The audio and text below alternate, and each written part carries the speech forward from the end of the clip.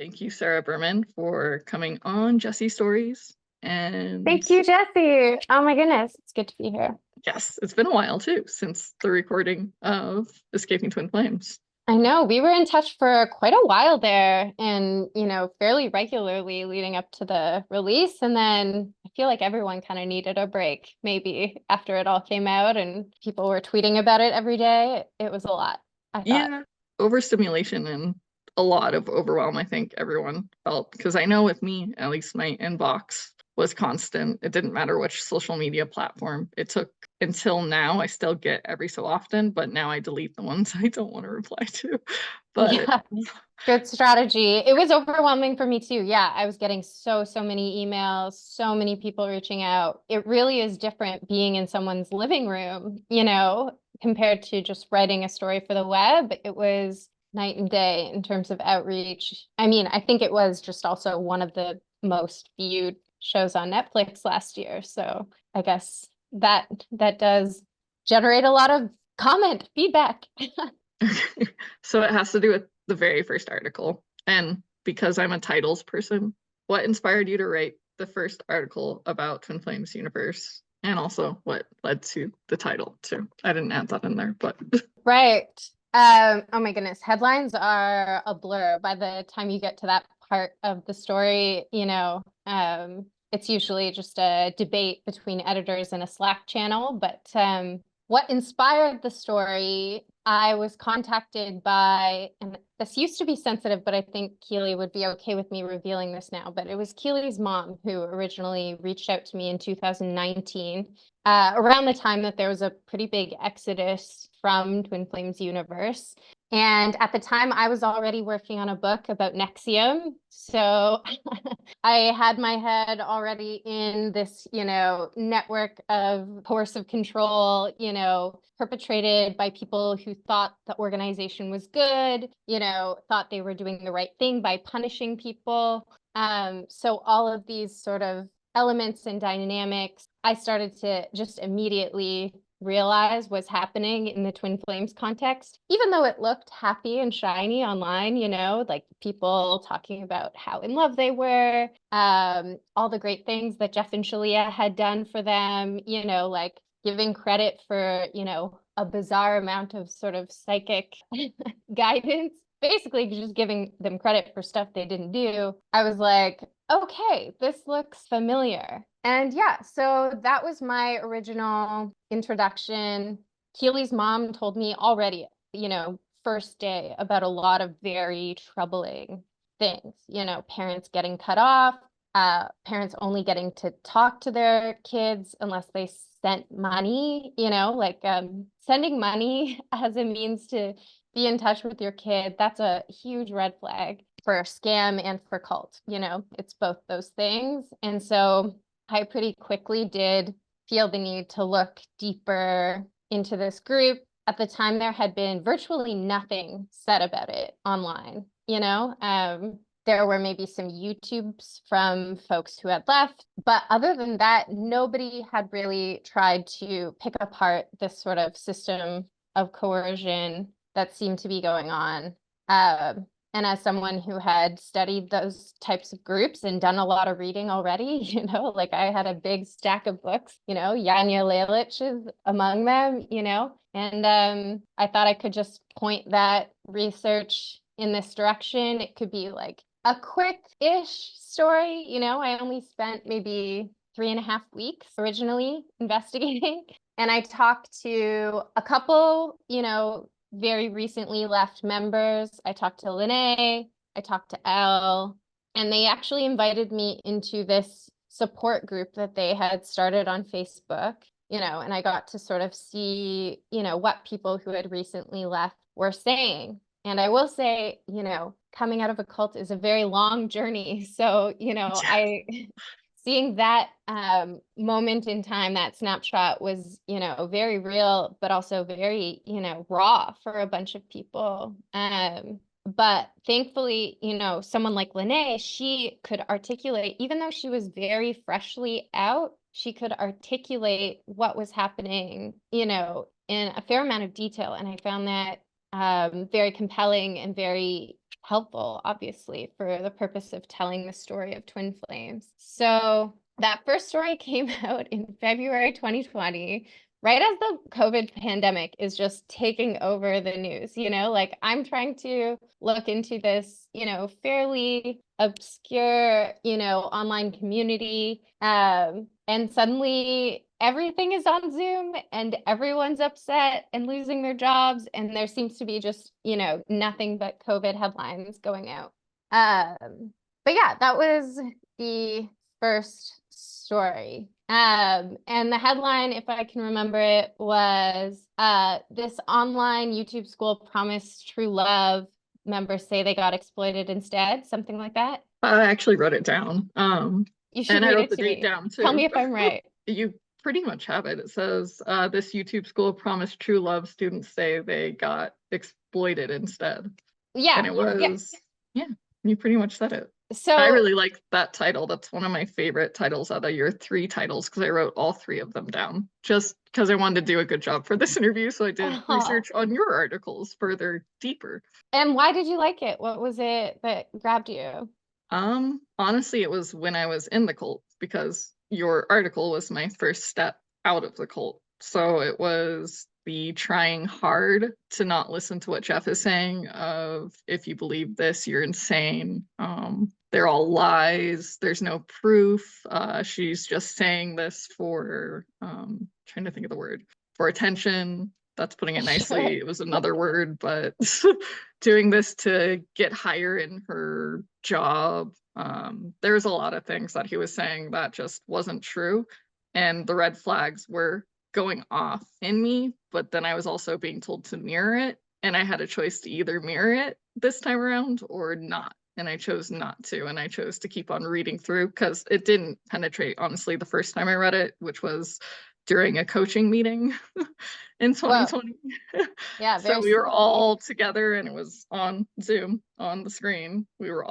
Jeff was reading it through line by line, saying lie, pointing out where the insanity is, talking about the ex-members that he knew who they were, and he knew every family member that you talked to. He was just calling them off, which Keely's mom wasn't one of them. No, I know. He blamed everything on Louise Cole. I remember that. And Elle, of course. Yeah. Yes. When I originally reached out to Jeff for comment, we had a list of 13 allegations that were going to go in the story that we thought we had corroborated to an extent that we could publish anyway, but we wanted his response. What do you say to these allegations? And immediately his answer was to, set aside the actual content of our questions and just talk about Elle and how this was a jilted ex-member who was creating, a sea of harmful lies. But also was trying to play nice, was trying to be like, I respect journalism. I think it's great for democracy. I think what you do is so important, which is why you need to tell the story of how our amazing spiritual group is only doing good things and has never once done anything bad ever, and only brings joy to the people who join and joy to the people who those joyful people know. It was just a very hilarious and very long-winded. I think he wrote me several very long emails in response, seemingly thinking that I would be like, oh yeah, you're right. Let's do this story. I could just publish your email. That would be fine. Yeah, that would be nice, actually. Sounds more like he was doing word salads, honestly, because that's what he's known for, is doing word salads. If he doesn't know how to reply to you intelligently, which is questionable in my personal opinion, he goes to word salad, the nonsense. I think, he was maybe doing a bit of that. It was obvious that he hadn't been challenged properly, in what he was doing for a very long time. He just didn't expect it to ever happen. No, even I do, because the first video before joining Escaping Twin Flames on Netflix I watched was by Strawberry Shortcake, the interview with Hines, because I had never seen it. Like when I was leaving, he was hyping up the interview with Hines and how everyone was going to be making millions of dollars as coaches because all the celebrities were going to want them because Alice Hines was going to write a great article, a starring, glittering article about them. That's how they were hyping it at the time, Jeff and Shalia. But I never actually watched the video because I isolated myself. It's a fact. I completely isolated myself after my cease and desist in 2020. I think it was August something of 2020 or September. No, it was September of 2020. I received mine because of my 2 articles, which I still need to share. I haven't shared it on any of my YouTube stuff, but those I got a cease and desist for. And at that time, I was doing the same thing you were doing with the articles, but I was doing it on my own without really any support besides my family and my therapist. Yeah. Yeah. It's amazing how much the response by Twin Flames really did isolate people, you know? Like, so yeah, just to recap. So this first story came out and then they, you know, sent these very challenging letters to everyone, you know, to detract their story within 48 hours, or very bad things would happen, that they would go to jail, that, you know, private investigators would track them down, they would be extradited, they would, you know, go bankrupt, you know, like all these threats if they didn't say to me, I lied, I take back my story, you know, and I apologize to Twin Flames Universe. So that was crazy.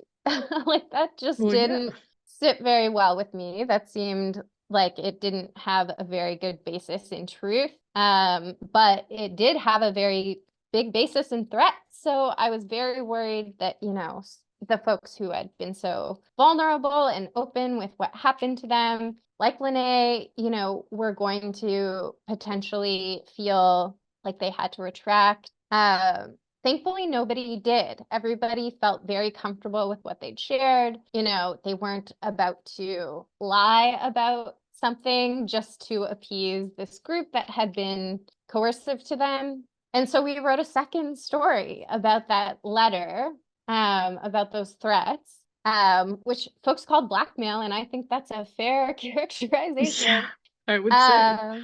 And yeah, and again, this came out in early March 2020. So the world is shutting down and a lot of people are not really tuned in to this particular story at this time. But to folks, you know, who had been part of this group and who had left in 2019 or who were considering leaving at that time because so much chaos was going on inside the group during that time, it meant the world. I learned later that it was a really big deal to see, you know, the facts of the case just laid out in a story. And I understand that was your case as well. You were reading that second story and being like, wait a second, this is real. Yeah, that was once the first one finally went through, the second one was, oh my gosh, I'm in a cult.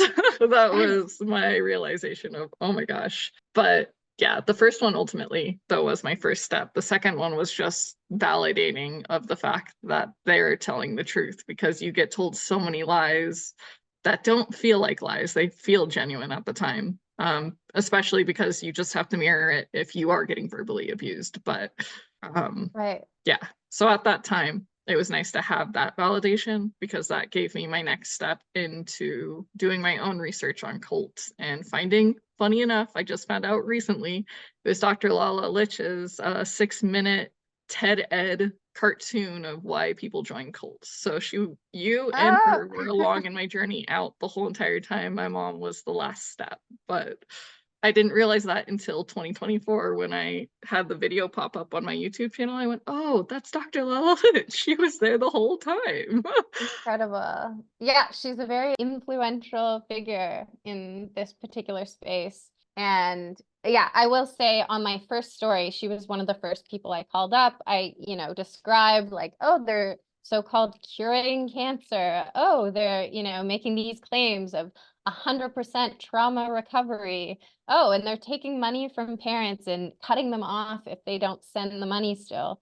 And Yanya was like, oh my God, this sounds bad. You know, like this isn't just, you know, a yoga retreat with a bit of a culty vibe. This is something more sinister than that, was her opinion at the time. And so that was very interesting.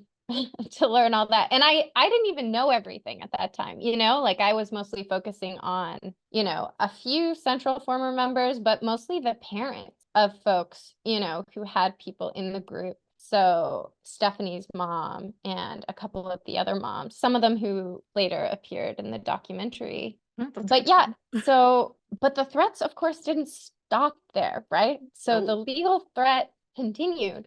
And that's just so much pressure to put on people who are, trying to move on and heal their lives. I felt so guilty and responsible for like bringing people into the line of fire, like they were named in my stories. And lo and behold, Jeff tries to sue them that summer. He doesn't try to sue Vice because I guess Vice had at that time good legal representation, but he tries to go after the folks named in our story and other unnamed folks who he thinks may have participated in the story, which was not always the case. So that was very shocking and I think very silencing. I think that was a reason why, a lot of folks kind of had to take a break from talking about their experience, focus on their own healing. And I kind of had to too, even though after that second story, so many people reached out to me, former classmates, right? Like Eric Rogers was one of the early folks who went to school with him and reached out to me, wanted to say more about Jeff's origin story. But I didn't want to write a story at that point. I was like, I need a break. I need to move on. I need to find something else to write about for a while because it was just a little too much. Thankfully, that lawsuit did get thrown out, but it was a scary 8 months.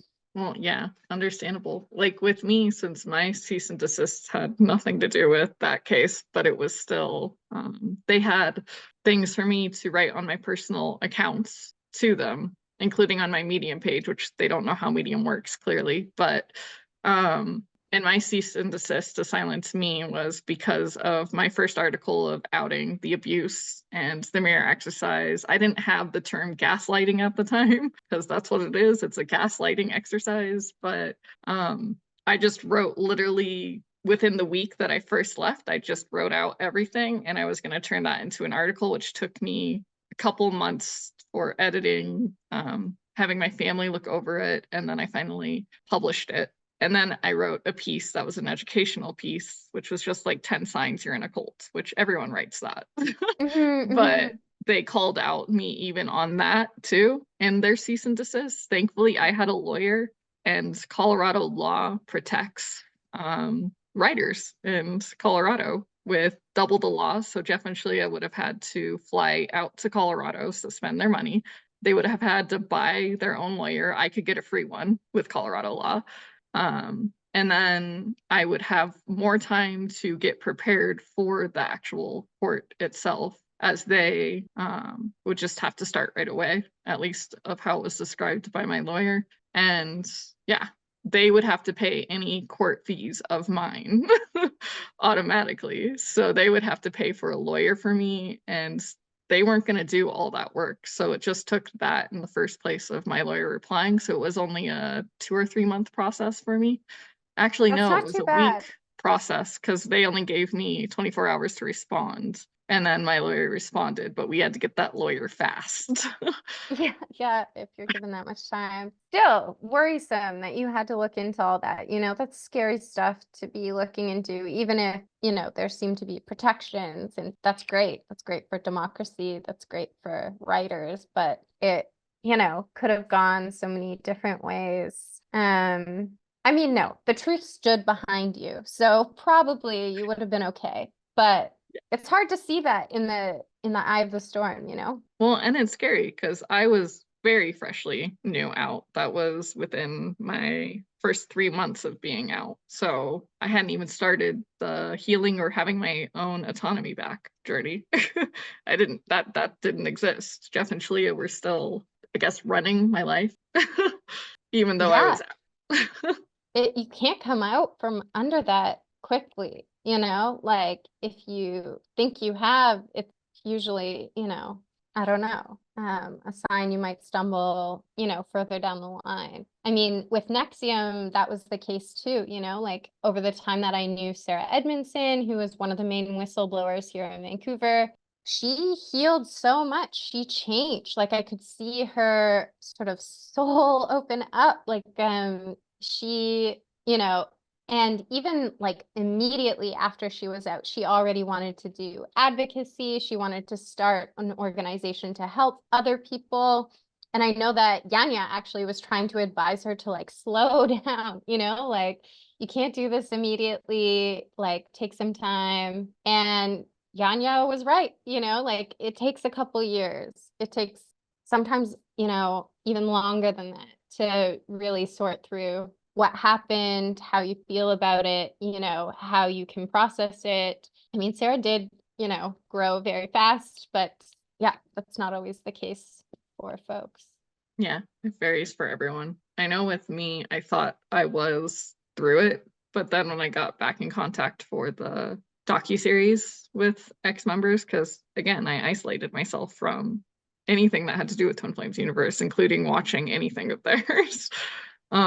Whether it's YouTube or just random articles, I didn't pay any attention whatsoever and wasn't up to date at all. But as soon as I started talking to one ex-member, and we were talking about the docuseries we had just gotten onto at the time, which with me was Amazon first reached out to me. Oh, really? I didn't know that. Yeah. So, and I had to choose between the two, and I'm happy with the one I chose. But yeah, we were just having that conversation. It was just interesting because it was honestly a very triggering conversation for both of us, even though neither one of us said it. But we talked for over 3 hours because that was the first time we had connected in years. Well, And yeah, she's the one who actually ultimately led to me getting on the docuseries. And she's the one who just gave me some pointers. She didn't say, don't do Amazon. She didn't say that. I told her I know what to do. I can test behaviors. That's what I do every day. So I did test behaviors. I did test Cecilia and Ball out, and I did test the Amazon crew out just to see how they would respond if it was honest. And I did it the legal way because that's more trusting than doing it like through a phone call, text or email. So I did an right. email with both of them, asking them a question that I already knew the answer to, which is, so what's the docuseries about exactly? Well, And that is a question that still can be asked right up until the edit room. I mean, that's a fair question at any point in time, and it does shift for some doc projects. I mean, well, I've worked on a few behind the scenes. This one I wasn't a producer. I was, a participant in it, an on-camera person. But yeah, I'm glad you got to do that vetting. I had already agreed to work with Cecilia and Inbal before Amazon had reached out to me. There were a couple documentaries actually that reached out to me. Clearly one of them did not get made, at least one of them. well, that's good to know too. Yeah. Well, Amazon, at least with me, they're the group that responded saying, let's hop on a call and talk about it. Mm-hmm. And then Inbal and Cecile replied in email form of like, could have been a book because they wrote like 2 pages of just answering alone what it's about, but they took turns. It was first Cecilia and then Inbal. Oh, interesting. Yeah. I mean, I had known them again from the Nexium case. They were in court for that trial as well in 2019. So Oh, I was familiar with their work. I was familiar with their sort of survivors first approach. And yeah, they did always impress me, like they're pros, they know what they're doing and they care. So that's a lot to ask for and doesn't always come across in a lot of projects. So, oh, well, the ex-member I talked to is the one who told me to watch the Nexium docu-series, Seduced. the Seduced, yeah. And since I have a slow attention span, I did end up watching it on my computer, and I got through it within a day. So I was proud of myself that I was able to handle it. So Yeah. that told me something too of just their artistry and how they tell the story. Yeah. They definitely did the shorter telling of the two Nexium docs. The other one I think was Amazon again, yes. no, there was a HBO one that Oh I yeah. think was 15 episodes, something like that. Oh, geez. I'm glad I didn't see that then. But there is an Amazon one too of Nexium, The Vow. Oh, well, yeah, that's the HBO one. So it must Oh, just okay. be Picked um up. picked up on other platforms. Yeah. Okay. All right. That makes sense. All right. And actually, falls into one of my questions since you already answered all of them without me even asking you them. What made you want to join the Netflix docuseries? Yeah, so a bit of that I was saying, when I talked to Cecilia, she had such a great handle on what made the story important, that this was a, completely online group, exploiting people, she had seemingly gathered more even than I had, like just from a phone call, I could tell that she had really done her homework, and she, was seeing evidence of criminal activity, and wanted to see that, represented in the documentary. I mean, she flattered me a bit, right? She's talking about how my work is so important, and my approach to it was so well done. I'm sure that helped in some way. Um, So, and yeah, I think just the approach, the care, all the signals were pointing to this was a project that was going to tell the story right, the way it should be told. and it absolutely did. So here's the article you wrote, I guess, during our filming of the docuseries. What made you want to write that one originally? Right. Well, so Cecilia kind of convinced me that it was safe to retread into this territory,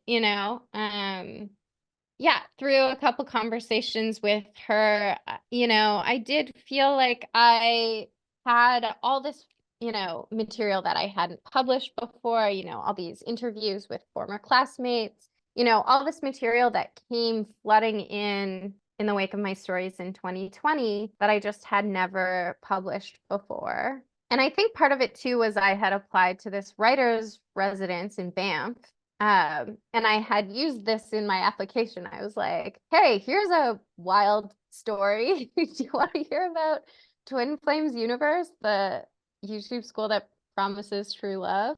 And someone at the Banff Center was very interested in that subject. So I had this nice 2-week period in the summer of, what was it, 2023, to work on this story exclusively.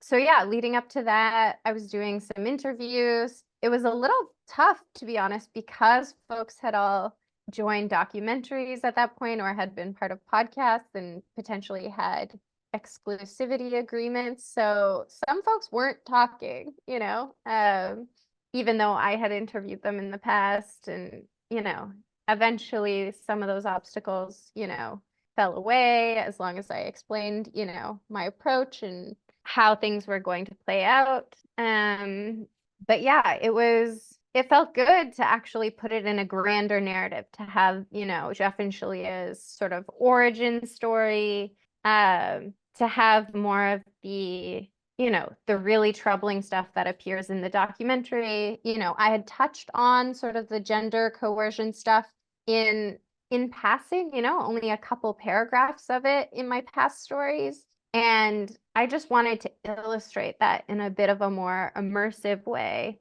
and, really play out what that looked like, from week to week, what the coaching was like, the letting go of your former self and throwing that away, and that's where you and, a bunch of other folks came in. You were able to articulate that so well because have such a good memory of, specific meetings and tarot cards appearing on a Zoom screen. So I was Yeah. able to like actually illustrate that stuff, for an audience so that they could see what it looked like from the inside.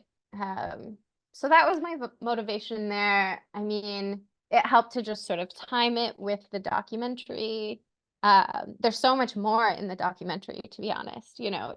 My 2 weeks spent in Banff does not compare to the like years long production. But I think it was helpful. I don't know. What do you think? How did it turn out? I really liked it, and I liked that you added for both Lene and I, and here's a picture from Escaping Twin Flames. You can watch Yeah. them here. Because I honestly didn't read the article right away. Even when you sent it to me, I went, oh no, I can't handle this right now.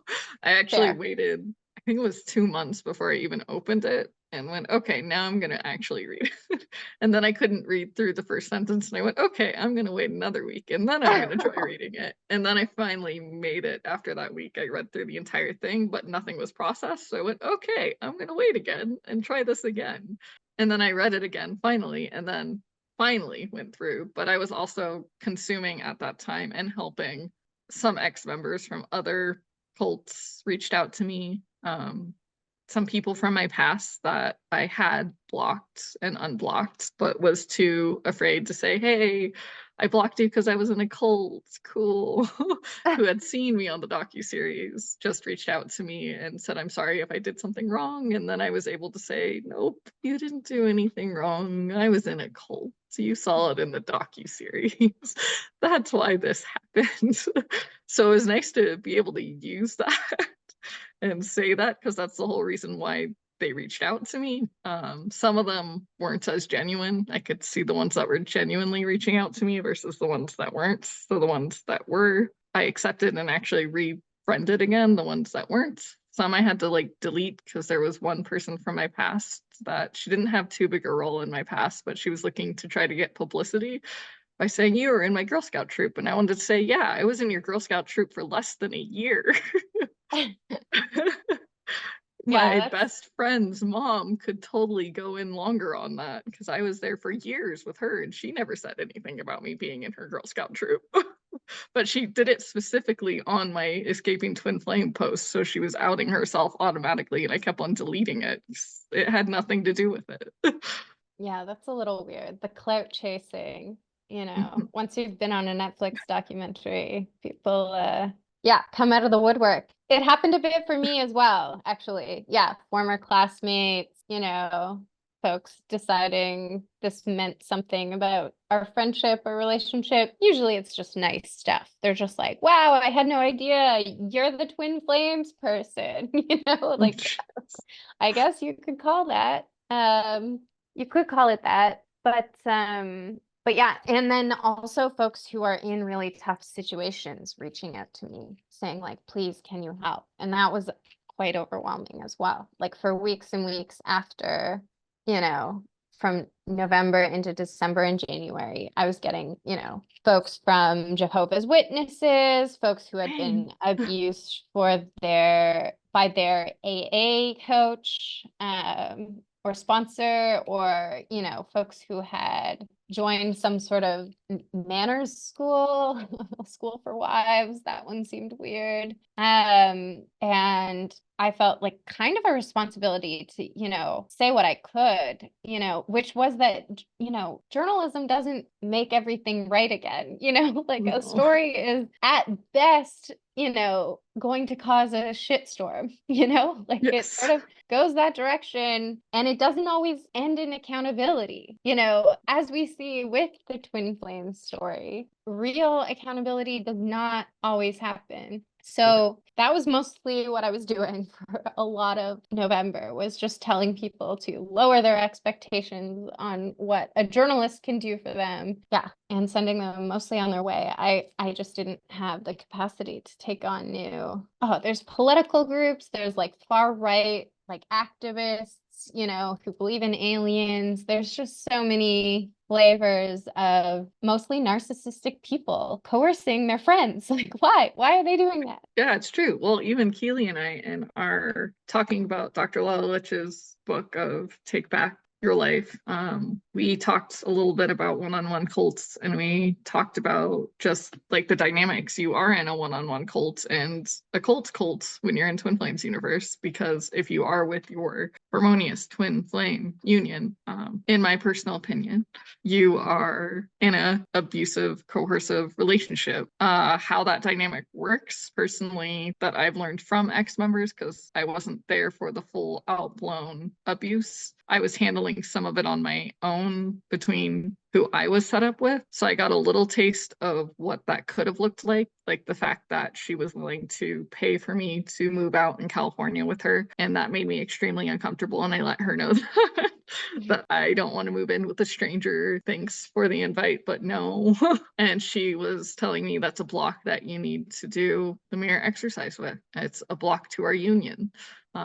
Even that's toxic in itself. She was supposedly a soul family member that became my twin flame suddenly after years of having the same twin flame. Yeah, it's just interesting how the dynamic works within twin flames, because it's literally you have one-on-ones, and again, each dynamic is different of who's who, of where the control is. Most of the time it's the male, if I'm honest. Physical male in the relationship. When it comes to same-sex ones, I honestly don't know how that dynamic works and where the toxic part comes in, because I feel it can come from either party or both parties at the same time when it comes to at least the constant of what I've heard from ex-members and those that were ex-members that stayed longer than I did. A lot of what they say is it's most of the time the male in a heterosexual relationship instead of homosexual. I don't know what the dynamic is, but one-on-one, yeah, just playing into what you said. In cults, most of the time there's a cult within a cult within a cult. Well, exactly. Any cult is going to take advantage of those strong bonds, like those trauma bonds, especially, right? So if you have two people who are constantly in each other's presence and they know to completely, spy on each other and, punish each other if they aren't following the group doctrine, like that's a very easy to control, not easy, but it's, available for exploitation more so than any other sort of loose dynamic. And that's, I think, how Twin Flames Universe was able to do so much control over such a far distance. Like, even though they're on YouTube, they're still able to get, every waking moment of someone's day monitored through their partner. Yeah. And if you're in the coaching group or the inner circle, you're spying on everyone in the first place. You're trained to, you're updating the block list, you're tracking everyone in the forum. It doesn't matter even if you had one conversation with them that's being reported, whether it's to your partner or Jeff and Shalia or Shalia, and they're going to be checking in on you through DMs to making sure that everything's going accordingly. So there's just a lot of things that happen there. I like where this conversation's going. I'm happy to get into the weeds and the mechanics of it. I'm not as deep into it right now. Like, I think if you had asked me in September, I would have been really deep down into the weeds and struggling to even just come up for air. But now it's fun. It's been a while. Now it is fun. Well, at least with me, I don't get as many messages, which I did tell you that in the beginning, but it's nice not getting as many messages and now getting mainly the ones that you don't want to respond to and ignore. Oh no. Or delete. I've been lucky nobody's really come trying to trash me, I don't know why. Yeah, I haven't even heard from the loyalists, which I find surprising. When my first stories came out, Stephanie did reach out, afterwards to say, to make claims about her mom. That was a whole ordeal where, the group seemed to have convinced her she was abused. And then we had to go back to this letter that she had written, to cut off her family that, made no mention of abuse, just made, my life is going a different direction. I wish you peace, did not state that that was the reason that they were being cut off, despite Jeff's claim. That was a lot of troubling emails at that time, but not this time. Well, that's interesting, but it honestly makes sense because there are now thousands of articles, or maybe hundreds, and then there's at least hundreds of now YouTube channels of complete strangers that have nothing to do with Twin Flames Universe that have taken from the series, or they're just going straight into the cult itself. Some people are joining Twin Flames Universe and then getting blocked and posting about it and writing about it or doing a whole YouTube video about it. It's kind of interesting to see. I've watched some of them. Some of them I don't watch because the ones that are uneducated doing it, I just can't watch through it. The ones that make a little funnies about it, I can watch because it's pretty funny, their humor, and they're right. But Yeah. Yeah, no, I've watched a couple of the YouTubers. I mean, that's very validating that every single person who has looked into Twin Flames universe after I did has found pretty much the same thing. Like before, it was pretty much me alone, trying to drive at a conclusion, having a lawsuit suddenly come out, trying to challenge it and stop it from happening, and then to 8 months later, Vanity Fair pretty much comes to the same conclusion, right? Like they're a little tiptoeing around it. They don't say until the end, that it's probably cult coercion, whereas I, graph 3 am getting the experts saying, yeah, looks like a cult, But yeah, everyone who dug into it, Wondery, the documentaries, the YouTubers, the independent journalists who followed up, they all seem to find the same thing. So that makes me feel great as a journalist that, even though I didn't have anybody to rely on, I was the first sort of in the field. I got it right the first time. So go me. You did get it right the first time. And you also wrote it with more sincerity and understanding than the Vanity article. I appreciate that it was there, the Vanity article, when it came, but I don't appreciate how people's lives weren't considered, like just the way it's written, at least from my point of perspective, being someone who was in the cults and reading that out of the cults, it was a little heartbreaking to read the way it was written just because that wasn't considered. So that's why I automatically am a bigger fan of yours, because Oh, you well, write thank you. actually caring. And I as I've said mean, in interviews with people, when I talk about you, good human. And that's all I really care about when I follow anyone or talk to anyone. I look for a good, kind human, because that's all I see first. I don't pay attention to anything, honestly. Like I didn't even know with Cecilia that she ever acted. So oh, there you go. I don't I'm not see sure I knew the, that either. yeah, see, She was the I director don't, forever. well, I'm also learning it the more behind the scenes interviews I do, more facts I learned about Cecilia, oddly enough. Each and every person I've ever interviewed had some facts that I didn't know about Cecilia, but she will Right. eventually be on here. I don't know the exact date we'll do our interview, but she'll eventually be on here. And Dr. Lala Lich, she was originally going to be on here, but I know she's overwhelmed, so I don't know if there will be a future date. I'm hoping there will be, but yeah. Right on. Yeah, no, that's great that you're getting to hear all of this, all the behind the scenes stories. Yeah, it's been quite a roller coaster of a couple years. I remember talking to Alice around the time she was still writing her story, and she did grapple with, the substance of these stories. I think like she was going for a more like immersive, yeah, she was trying to show both sides. Yeah, I appreciated that she was another person going very, very deep on this story. The more accounts, the better. But yeah, I fully understand where folks like you and Elle were coming from in terms of, showing the deep, dark nights of the soul and not necessarily explaining what's going on, leaving out that important context of, the coercion behind the scenes. Choking. Oh, good. But there's definitely, yeah, so many interesting, like, of course, and the Twitter people, taking it their own directions. Not always healthy to read that stuff either, but nonetheless, what I do, even from time to time still, I'll like search Twitter for Twin Flames Universe and like see what's going on. They're a private account though now. Are they? Yeah, at least when I checked, it could maybe be public and just not public for me, but when I checked, it wasn't public. Huh. I think I am either unblocked. I think I was blocked for a while, but now I am unblocked from the Twin Flames Universe Twitter. I I should could check be that. wrong though.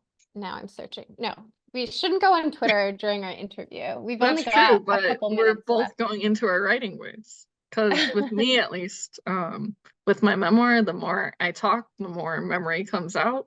And I found a lot of documentation through my email alone of the things I've backed up saying, because I remember it. I just didn't ever have the proof. And then I did deep search, dive into my emails from the past of the highest position I made it to was just on the surface of the inner circle before I left.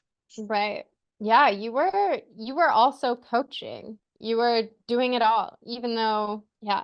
It's amazing how much you fit into a day as a member of Twin Flames universe. Like you're doing so much. They're keeping you on this treadmill just like every minute, every hour. Well, I was not only a coach, but I was also doing customer service through all their emails. So part of the buddy system, I was manager of the meme squad for a little over a year. The customer service was 2 years. I did Twitter my entire time there. I did IG pretty much my entire time there. It was before I was leaving. I was kicked off social medias, but I was there since the beginning doing social media. What else was I doing? I did books to stores, so helping get the books into stores. I helped with our weekly meetings, so Keely was a part of it too. There was a lot of people that were a part of the weekly updates that we had to keep up to date in how we were doing in all our positions. So the multiple positions, but it had to have the name manager in front of it. So I could only update on my 2 manager roles, not on everything else, because in coaching, you do the other updates there. So Yeah, it's so much. Yeah, it's hard to fathom all of that was going on and all of you were doing similar, multi-role, lots of free unpaid work, yeah, uncredited. It's yeah, it still grinds my gears thinking about it actually. Like, me too. Oh, me too. And the fact that when we left, at least for me, I could no longer look at the videos. So life purpose class, which I had paid the total, well, at least I had completely paid off life purpose class. I know Twin Flame Ascension School, I hadn't fully paid off by like $200 maybe. But other than that, they were both pretty much paid off. yeah, But you should have those for life then. that was the guarantee at the time. It didn't change until, I don't know, a couple years later. Then they decided to change that policy. Right. But Yeah. And then are you watching what they're up to now then? Because I've sort of taken a back seat. I'm not, other than Twitter, just seeing as we both random were about tweets. to check. Um, well, with me, I've started tracking at least certain things. Like my partner that I worked with the meme squad, because we were both managers and co-partners, as Jeff would put it. I like to keep track where she's at. So I see her YouTube videos every so often just to see she's exactly in the same spot as she was 5, 6 years ago. I don't know how long ago it would have been, but she's still same spot and she's still spewing the same abuse that is spewed by Jeff and Shalia, because I knew Gabe beforehand. We were part of the same group. The hopeful side, I guess, in terms of timelines, like on the Nexium case, Keith Raniere was found guilty in 2019, and it took a full 5 years for some of the loyalists to come out, so I'm thinking particularly about Nikki Klein. She's an actress. She's very smart. She's a writer. She was doing communications for them, and she was a loyalist. She was literally standing outside his cell in Brooklyn, dancing, trying to create some sort of protest or, awareness his situation. And yeah, lo and behold, finally, years and years later, she did, figure things out. She released a statement, and I think things are better for her. I think she is reconnecting with, people who missed her. So that's a long timeline to work on, but like if there's a disruption of some kind, like the arrest in the Nexium case, or maybe it's a documentary, sometimes that does plant a seed and it takes a long time to germinate. Yeah. And I know, well, actually, I don't know how long behind the scenes things happen in the first place, but yeah, I'm just curious. That's an interesting timeline to learn. I know personally that there are some people waking up, and I know we do have plenty of people that are ex-members that some were interviewed for the series but didn't make it or didn't want to be a part of it, which is understandable reasons. If anyone sees my interview with Inball, you would get why. But yeah, like with me, I know at the time I didn't even tell my mom until after I'd already agreed to it, because I knew she'd worry that we'd get another cease and desist and couldn't afford it at the time. I But was worried too. Like that's the thing. That's what slap suits do. They intimidate, which thankfully it looks like they're not gonna try that again, like probably Jeff and Shalia's lawyer knows that they'll be under more scrutiny a second time. But the silencing is scary, yeah, and it's annoying. It's enabling delusion, really, just because he has the money to do it. Yeah, and honestly, we don't know his actual status right now. No one really truly does unless you are Jeff and Shalia. So we don't know where they're actually standing presently. My assumption, so it's an assumption and not true in any sense or form, because I'm just guessing, is that they're not doing that great right now, would be my guess, because they're not going to openly say, hey, we're not doing financially great, so this goes against our teaching. They're going to keep on playing their roles, even if things aren't great. Yeah, that's part of the reason why I think I just can't actually watch the content, because it wouldn't actually be meaningful anyway. Well, first, thank you for being here. I appreciate it. Oh, it was great. Embrace your truth, tell your story. And for the viewers watching this, if you like the content, please comment below, because that helps the algorithm. Like and subscribe, because that also helps the algorithm. So positive, negative comments, I don't really care whether it's positive or negative. Go down below if you have a question for Sarah, anything. I can send it to her and get a response and reply for her, or if she wants to reply, I'll get in there in the comments. Yeah, ask me who your twin flame is. I don't know, but I can be asked if you like. There you go. Thanks so much for being here, and please, again, like, subscribe, leave positive or negative comments. Either one of us will reply. You got what Sarah said. I keep my promises. Thank you, Jesse. She does. Thank you. Have a good one.